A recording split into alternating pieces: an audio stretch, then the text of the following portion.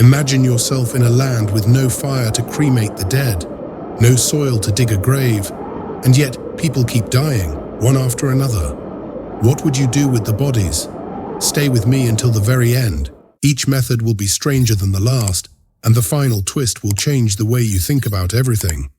The Inuit, once known as the Eskimos, live in the far frozen north, where temperatures can drop to -50. The ground there isn't soil at all, but solid ice and rock that's nearly impossible to dig through. And fire? That's not an option either. Wood is scarce, fuel is more precious than gold, and even if you had it, lighting a fire in violent Arctic winds is nearly impossible. So, how do the Inuit handle their dead? In some of the older Inuit communities, when someone passed away, their body was carried out into the ice, not to be buried, but simply left there, wrapped in animal skins and placed far from the homes. Sometimes the body was raised on a rock or a small hill, other times it was left for wild animals to consume. They believed the ice itself would take care of the rest. No funerals, no burials, just a body slowly fading into the white. But wait, the strangeness doesn't stop there.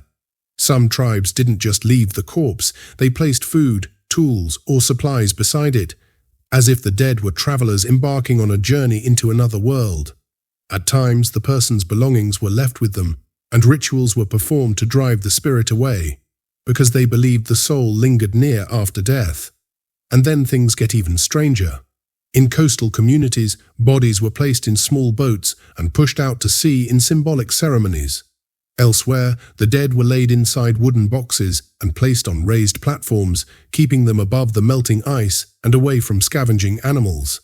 Later on, to stop wolves from tearing apart the remains, some groups began building large stone mounds over the bodies, icy monuments that also marked the final resting place. Every one of these practices was a reflection of the harsh, unforgiving nature they lived in. But do you think that was the end of it?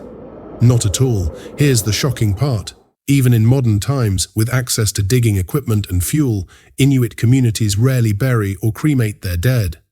Digging graves is only possible during slightly warmer seasons, and even then, only shallow ones. Cremation remains almost impossible in such cold, windy conditions.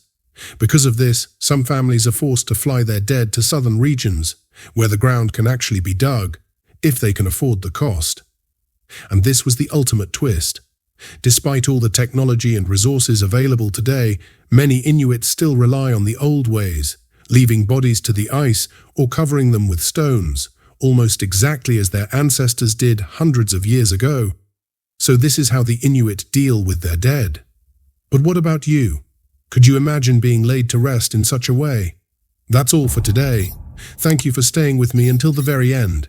Don't forget to like, subscribe, and turn on the notification bell. See you next time.